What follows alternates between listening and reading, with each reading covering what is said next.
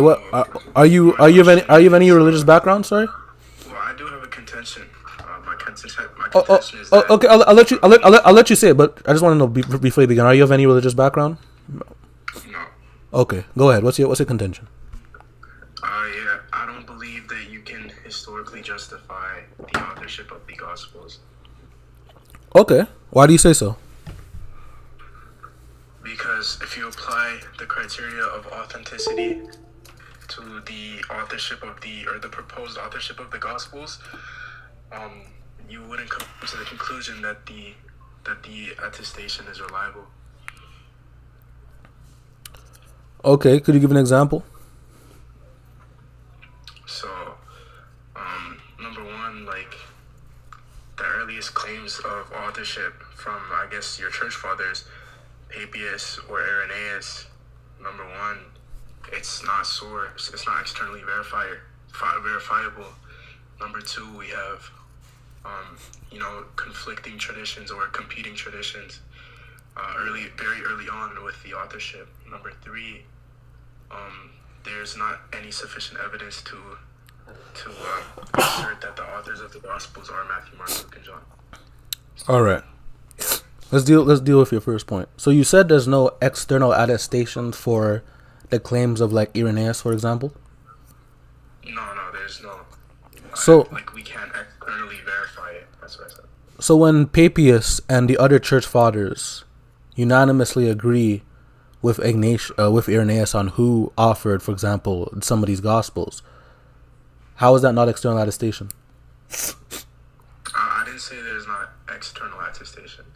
I said we can't externally verify their claims, right? Like it's not sourced. So for example, the Gospels as we know them today, the earliest attestation of their authorship would be from Irenaeus. Now, Irenaeus, when he mentions the authors of the Gospels, he doesn't say where I got this information, how I know it. He just asserts it. The Gospel of Mark was written by Mark, who was a companion of Peter. He just says this. He doesn't say how he knows this information. So we can't even verify whether or not his source of information is reliable. That's what I mean. Do you agree that attestation is a form of verification? Attestation is a form of verification? Yeah, like if someone attests to what I said, that's a form of them verifying what I said, right? Yeah. All right, so if these writings are external attestations to the Gospels, that means these are external verifications for the Gospels, right?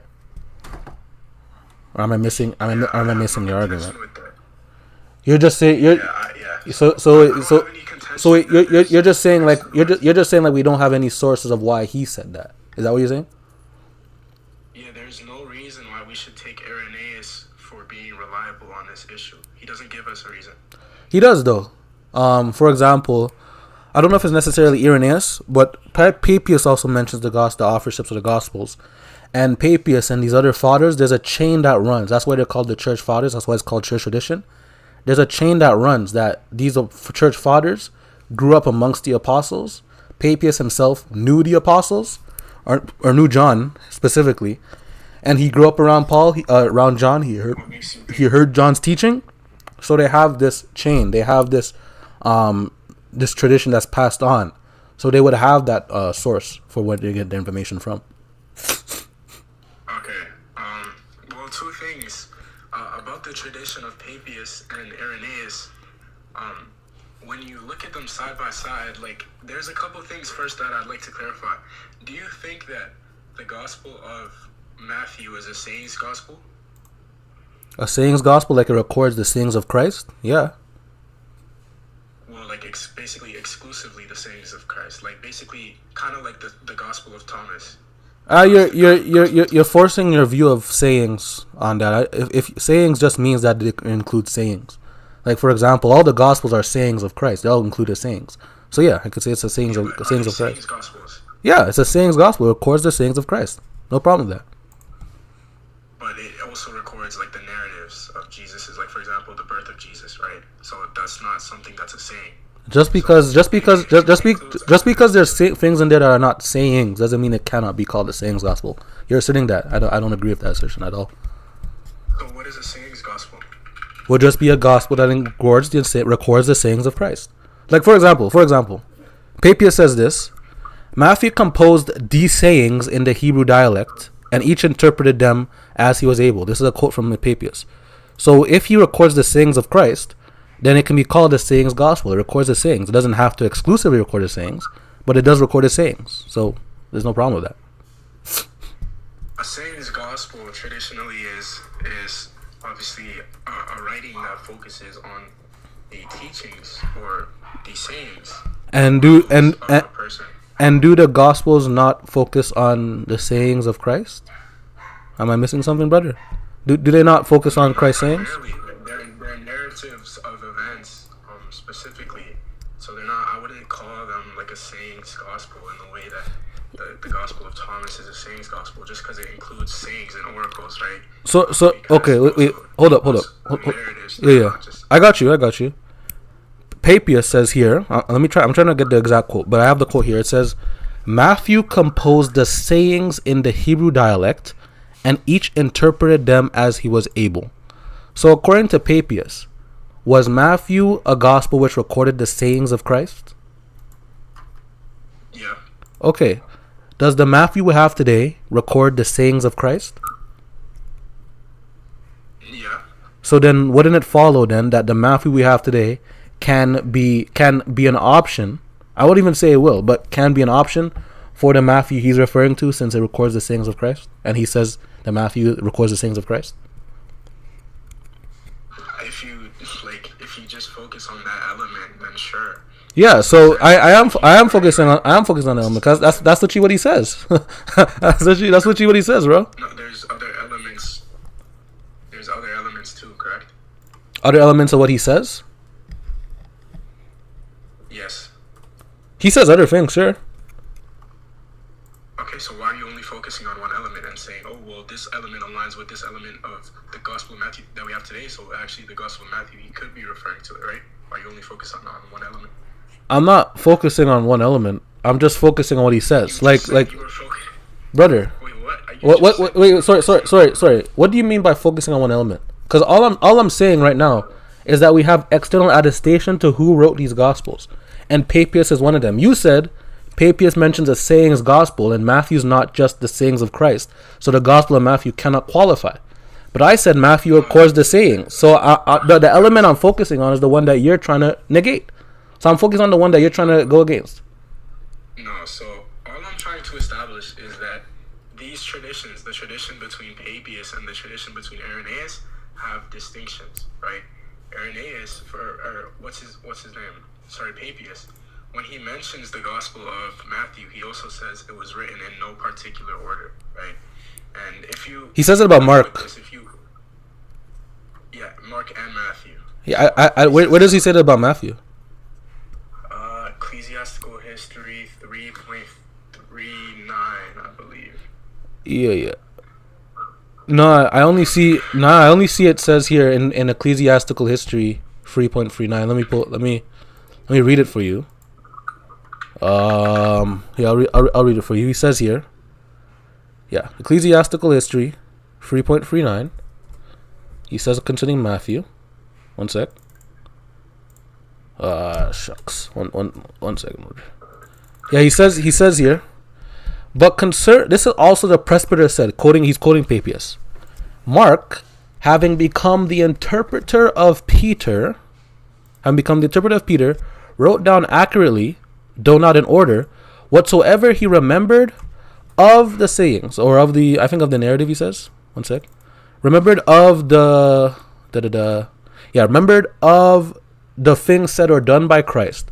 For he neither heard the Lord nor followed him, but afterward, as I said, he followed Peter, who adapted his teaching to the needs of his hearers. So he says Mark did not write them in order specifically, but then considering Mark. Yeah, Mark. So yeah. Okay, yeah, he says Mark was written in no particular order. He doesn't mention that about Matthew.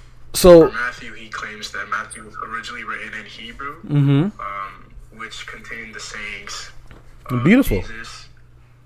Yeah, so then if you agree that, okay, so we can talk about Matthew and we can talk about Mark, because do you agree that there's a literary dependence between Matthew and Mark? The Markan priority theory, I could posit it. I don't necessarily agree. I have not studied that in depth, but I can pause. I can grant that Matthew might lean on Mark for some information that there's similarity. I can grant that. Sure, let's grant it. So then you would have to also agree that Matthew would be in no particular order too. Not necessarily, because Matthew, being a disciple, could use the information Mark gives and then put it into proper order. I'm not granting that the Gospel of Matthew was written by the person who it's attributed to. That's what we're arguing for. You just asked me a question, so I would give you my answer. You don't have to grant anything if I'm giving my answer. It's my answer. So you asked me a question. You asked me if Matthew. Yeah, but you're just asserting something. I'm not asserting anything. I'm literally using the evidence I have to give my answer. The evidence we have is that Matthew wrote it. That's external attestation. Like, it's literally external. By the way, I'm granting you this. I'm granting you this because historically, according to the fathers, they say Matthew was written first. They say Matthew was the first one written. So historically, according to what the fathers say traditionally, Matthew was written first. So I'm granting you this position.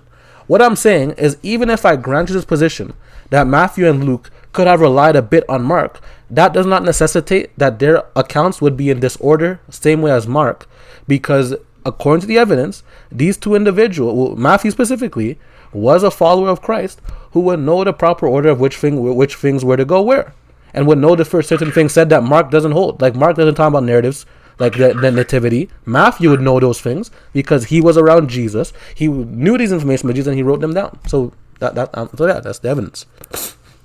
Are we not okay? Are we not arguing for the authorship of the Gospels right now? Yeah, we are, and I'm giving my evidence for, and you're giving your evidence against, and you're trying to force me to. You're trying to force me to grant you that. I'm not done. You're trying to force me to grant you that they didn't write it. I'm not granting you that. So I'm gonna, when you ask me a question, I'm gonna answer within my paradigm, and I have the evidence to answer within my paradigm. That's why I said Matthew. That's why I said Mark. So I'm gonna ask you a question. I'm gonna ask you a question now. According to the evidence, brother, I'm gonna ask you a question now. You've been asking me questions. I've been answering you. I'm gonna ask you a question now. Yeah. Ask a Christian anything. It's a topic. It's a topic. So I can ask you questions too. Ask a Christian anything, not the main topic. I'm not saying you can't ask me questions, but you just. Yeah, bro. I'm gonna mute you now. Please don't cut me off. I said I'm gonna ask you a question. I'm not being, brother. How am I being? You asked me a question. I answered. I'm gonna ask you a question. Because you're trying to pivot without us having. I'm not pivoting. I'm staying on the same topic about the authorship. I'm not pivoting. Same topic. I'm not moving to the different topic. I'm literally answering you. I'm just asking you a question. So my question is, your initial point was that we don't have historical reliability for the authorship of the Gospels. So I've just showed you how we do have external attestation, and that we do have the chain which would back up the information given by Irenaeus or by Papias on the authorship of the Gospels. So what evidence do you have to say that the Gospels were not written by these individuals, when also there is unanimous agreeability on who wrote these authors? You said there's none. You're wrong. I'll disagree. There is unanimous unanimous agreements on who wrote these Gospels. So based on the evidence I gave you, what evidence do you have to say they did not write it? Please tell me. Okay, sure. So first, let me just interact with what you first said. You did provide me with attestations of the authorship of the Gospels. I never said there was no attestation. Obviously, I'm contending whether or not this attestation is reliable. So you gave me no argument to justify why you believe their attestation is reliable. I did. Now, second, you're lying. I did. I literally said it right just now. Wait. What makes Papias' tradition reliable? Oh yeah, because you said there was a chain of transmission. The line, correct? Let me ask you, because now you're just being disingenuous. I'm going to ask you. I'm still on the same topic. How am I being disingenuous? I'll tell you what. That's what you're referring to. Yeah, I'll tell you why. According to Julius Caesar's Gallic Wars, there's no internal author stated in that book.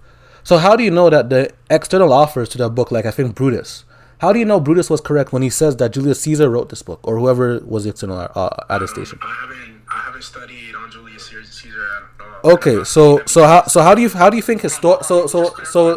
you think historians then? Because I'm basically answering. How do you think historians say that this individual was the correct author based on the external attestation and the stuff they have? How do you think they say it? I'm not gonna say I don't know why they specifically grant authorship on Julius Caesar's anonymous authors' works specifically. I'm sure they have attestation though. Beautiful. So beautiful. So I'm not done. I'm not done. and you I'm said not, that there was brother. Mute unanimous up. agreement. Mute up. I'm not done.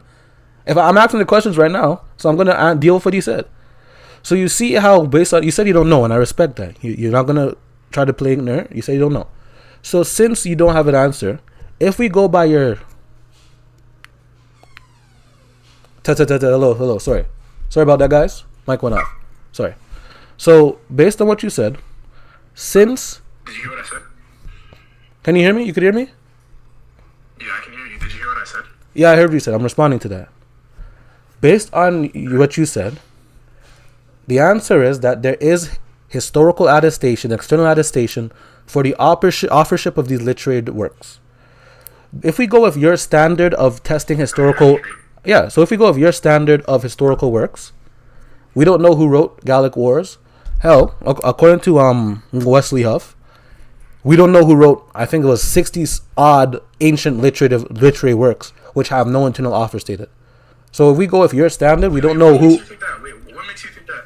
Yeah. There's a historian. His name is Wesley Huff, and in an interview, he said that there are about 60. I might be misquoting, 60 literary works which do not have an author, like 60 known literary works, ancient antiquity works. No. What makes you think that if you apply my criteria to the authorship of, for example, these other works, that you wouldn't come to the conclusion that they're that they have an author that we know? What makes you think that? Do you even know what my criteria are? Yeah, the reason it makes me think that is because the criteria you gave me was that we not only need external attestation, but we need verification of the sources that are attesting to this.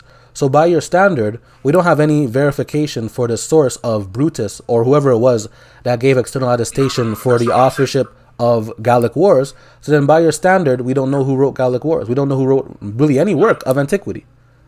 So your standard is inconsistent. Your standard basically throws out all of history and all of no knowledge of ancient history. That's your standard. No, that wasn't my standard. I never said that was my standard. So just to clarify, if you're saying my criteria is, you're basically trying to imply that my criteria is too harsh. If you apply this criteria to any ancient work that doesn't have an author internally named within it, we wouldn't come to the conclusion that we know any of these authors. So then, can I ask you a clarifying question? What criteria, historical criteria, are you applying to the authorship of the gospel claims to determine whether or not it's reliable? Yeah, they usually the historians usually call it the historical critical method. So we analyze the information about the time period, the external attestation given for these authors as well, the material within these written works, and there's other information they use, but these main three, information regarding the time period, the content within the works, and the external attestation and external witnesses to the authorship of certain things, and we arrive at the authors. That'd be kind of what's called the historical critical method, yeah. Okay, perfect. The historical critical method, which a set of guidelines that you can apply to historical work to see whether or not it's reliable. So, okay, you said attestations without... Do historians just take any attestation and then grant that it's reliable? Yes or no? No, they verified them. I'm not disagreeing with you. I never disagreed. Okay, perfect. So you agree that you have to verify whether or not these sources are reliable before you grant them, correct? Yeah, and my whole point to you was we have verification for the attestation we have for the Gospels. That's my whole point. Like, listen, brother. Okay, Listen, real quick. Listen, brother. Listen. Let me finish, bro. Listen. If Papias was the only one, brother. If Papias was the only one who said Matthew wrote Matthew and everyone else disagreed with him, there's no attestation for what he said, they all disagree with him, then we could throw him out. That's how it works. If Papias said Matthew wrote Matthew and everyone else in antiquity said that John wrote Matthew, then there's no attestation what Papias said. Papias is disagreed with. There's no uniformity in their opinions. We'll throw Papias out the window. But with Papias' attestation to who wrote Matthew or Mark, there is corroboration for what he said. There is witness in the tradition. All this external attestation for what he said. So all these sources align. There's uniformity. And we have literal linked tradition, written tradition, dating to the apostles themselves. So there is strong evidence for the authorship of the Gospels. Okay, perfect. So the strong evidence is that there's unanimous agreement within, I guess, the church fathers specifically, which makes it more plausible that this is not something that's made up if everyone is just agreeing with it. And yeah, number one, like, that's not even necessarily how multiple attestation works, because you mentioned the historical critical method, right? typically you don't just look for multiple attestation. You look for multiple independent attestation. They are independent. Because if all of brother, listen. Brother, listen. I know what you're trying to do. I see the game you're trying to play, but you're not going anywhere. I get. No, I'm not stopping because I see what you're trying to do. You're playing. I'm being so honest. You are. You're being honest. So you're gonna let me speak like an honest, respectful person, and then if you want, you can come back up. I'm not kicking you. I'm gonna let you come back up, but you have to let me finish. I'm the host. Respect the host, at least. I see the game you're trying to play, my friend. They are independent. They're not the same person. They're not like one collective. They are Christians, yes. They do believe in Christ, yes. But they are independent sources. One's from Alexandria, one's from the Byzantine area, one's from Jerusalem, one's here, one's there. They're all in different places with similar agreement. So they would be independent. How does that make them not independent? Your argument collapses. Your criteria falls. Your logic is not consistent. So I'm gonna let you back up. I said I'm not gonna let you back up. I just need to hear what I'm saying. Your criteria fell. You're not being consistent. Okay. Like, bro, what's going on? Okay. All right. I don't think you understand what I mean by independent attestation. You don't necessarily have to be within obviously the same country even or the same city to be dependent off of another person's attestation. So again, if your criteria for evaluating whether or not a tradition is reliable is just multiple attestation, then let's see if you're gonna be consistent here. Let's say that there's another religion, right? We can even apply this to Islam. So let's say that Muslims have hadith, right, where they multiply attested narrations of events. But I don't know if you're aware, majority of them are not taken as historically reliable, even though they have multiple attestation. So those hadiths that say that their prophet split the moon, or those hadiths that say this or that, they wouldn't be considered reliable, even though they have mass multiple attestation. So if you apply your criteria, your weak criteria to this, then you would come to the Sahih hadiths, how do you guys call them reliable? What do you guys do? You guys not have a chain of narration from the prophet to? That's not me. I'm literally answering you because you said there are weak hadiths that are not taken because even though they have multiple attestation. So I'm asking you about the reliable hadiths. I didn't say weak. So my question is the Sahih hadiths, the reliable hadiths. How do they not have a chain of narration, multiple attestation? What is your criteria then? Tell me. What do you mean reliable? I'm saying those Sahih hadiths, quote unquote, are not considered reliable by academics. You don't take the hadiths then? You don't consider them reliable? No, I'm not Muslim. I said that's not me. I'm just saying if you apply your criteria. Oh, you're not Muslim? Hadith. Sorry, Yes, okay. So wait, why are you mentioning it then, bro? Because I just said if you apply your hadith universally to something else that has narration within religion, then you would come to the conclusion that it's reliable. So within academics, and I can give you scholarship on this, hadiths Sahih hadiths have been heavily scrutinized for not being reliable and just relying on attestation rather than sourcing. Or at least we don't have a way to externally verify many of these things, so they wouldn't consider them reliable. Now, in the case of authorship, like you mentioned, we have attestation. Cool, that's fine. Attestation is not the only criteria, and you've already mentioned this. I know you're aware. So again, you're saying it's reliable because you have eyewitness, I guess, people who knew the apostles. Which again, that's another assertion. That's not something that I'm gonna grant. It's not granted historically. So what is your justification that these people who are giving these attestations to the authorship would have had some sort of apostolic succession? Firstly, to what you said about the hadiths, I'm not Muslim, so I'm not going to defend them. But even with what you said, we don't necessarily need academics to say something for it to be true. Consensus doesn't mean you're right. And I can give you scholarship that affirms the authorship of the Gospels.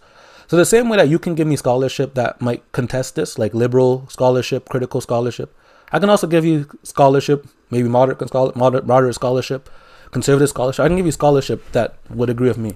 So we can go scholar for scholar. We could play games like that. It doesn't defeat the evidence. I'm bringing evidence. So in regards to the gospel specifically, going off what you said, we have the reliable criteria, man.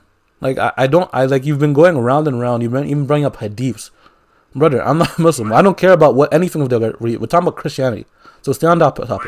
Stay on topic. The gospel, the God. Julius Caesar? Am I talking about another religion? I let you talk about another literary work. Doesn't have to. You So gave me an so example of the something so else that could be yeah. applied to historically So the criteria. yeah. So back to what I was saying. With the gospels, we don't have an internal offer, just like many works of antiquity. Like I said already, I didn't we say have you to. Why X. do you keep mentioning this? I can. I'm not just stating like why are you trying to force my hand? Let me speak. You're on my panel, bro. Let me speak. Like chill. I let you speak. I let you speak for the whole time. I didn't cut you off. I listen. Let me speak. Like chill. Yeah. So they're internally anonymous, like many works of antiquity. Fine.